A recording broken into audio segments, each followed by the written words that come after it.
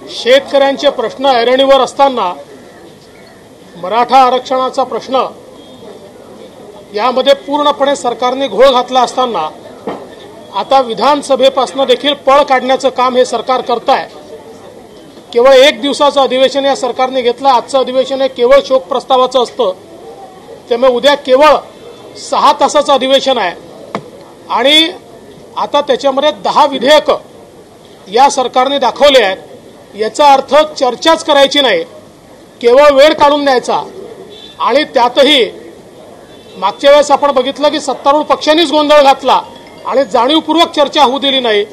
मला असं वाटतं कुठेतरी लोकांचे प्रश्न मांडता येऊ नये, शेतकऱ्यांना न्याय मिळू नये, मराठा समाजाचे प्रश्न, ओबीसी समाजाचे प्रश्न ऐरणीवर येऊ नये म्हणून या सरकारच्या वतीनं अधिवेशनातनं पळ काढला जातो।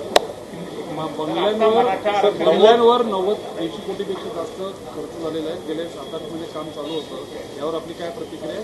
कोरोना काळात एवढा खर्च झालेला आहे बंगल्यांच्या नूतनीकरणावर। मुळात बंगल्यांवर किती खर्च केला याच्यावर मी याकरता बोलणार नाही की तो गेले अनेक वर्ष त्या ठिकाणी बंगल्यांचं रिनोव्हेशन हे चालूच असतं, तो कमीत कमी झाला पाहिजे, प्रत्येकाची अपेक्षा आहे। जरूर बंगल्यावर खर्च करा, पण शेतकऱ्याला पैसे दिले नाही याचं काय, ते महत्वाचं आहे।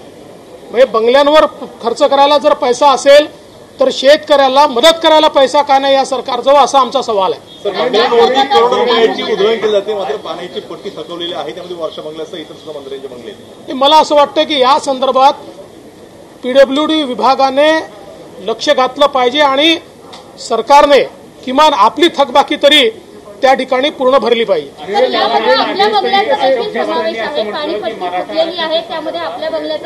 म्हणूनच मी सांगितलं ही पीडब्ल्यूडीची जबाबदारी आहे, ही कुठल्याही मंत्र्याची, विरोधी पक्षनेत्याची जबाबदारी नाही।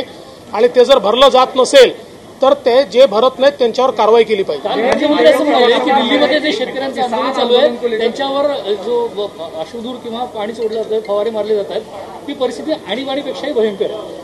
पहिल्यांदा तर मुख्यमंत्र्यांनी महाराष्ट्रावर बोललं पाहिजे। इथल्या शेतकऱ्यांच्या आत्महत्या थांबल्या का? इथल्या शेतकऱ्याच्या बांधावर जाऊन तुम्ही तिथे त्या ठिकाणी वचन दिलं 50,000 आणि 25,000, एक फुटकी कवडी दिली नाही।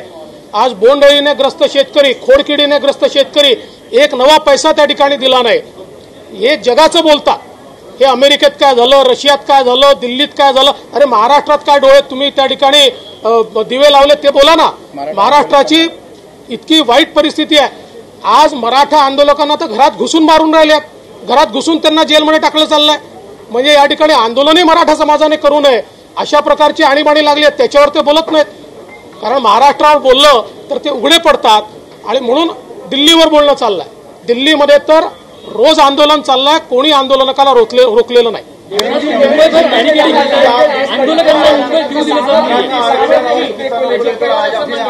देखिए, महाराष्ट्र का सत्र आज चालू हो रहा है। ये सरकार चर्चा से भागने वाली सरकार है। मात्र एक दिन का अधिवेशन इन्होंने लिया, उसमें भी केवल 6 घंटे चर्चा होगी, उसमें भी 10 बिल उन्होंने डाल दिए ताकि किसानों के विषय पर, मराठा आरक्षण के विषय पर, ओबीसी के विषय पर चर्चा ही न हो। इस प्रकार का ये दांव खेलने का प्रयास इस सरकार की ओर से हो रहा है। लेकिन विपक्ष के रूप में हमने तय किया है कि राज्य में किसानों की परिस्थिति बहुत खराब है, किसानों को कोई मुआवजा नहीं मिला है। पूरे महाराष्ट्र में बहुत बड़े पैमाने पर किसानों के साथ अन्याय हो रहा है और इसलिए हमने ये तय किया है कि इस प्रकार से किसानों पर अन्याय करने वाली, मराठा समाज पर, ओबीसी समाज पर अन्याय करने वाली जो सरकार है, इस सरकार के खिलाफ हम आवाज बुलंद करेंगे। देवेंद्र जी, जिस तरीके से कल सीएम ने कहा कि दिल्ली में जो कुछ हो रहा है वहां पर आपातकाल जैसी परिस्थिति है और अपोजिशन यहाँ के किसानों की बात कर रहा है, और दिल्ली में जिस तरीके से, देखिए, मैं तो मुख्यमंत्री से पूछना चाहता हूँ, दिल्ली क्यों देखते हो? अपने देश में, अपने प्रांत में देखिए, महाराष्ट्र में रोज किसान मर रहे हैं, उनकी आत्महत्या हो रही है। महाराष्ट्र के किसान की फसल पूरी बर्बाद हो गई, एक नए पैसे की मदद दी नहीं है। वहां तो कम से कम किसानों के आंदोलन को चलने दिया जा रहा है। या मराठा समाज का आंदोलन घोषित हुआ तो घर में जा जाकर मार रहे हैं, घर से पकड़ के ले जा रहे हैं, लोगों को बंद कर रहे हैं। ये एक प्रकार से हम ये कहते हैं कि यह आपातकाल है।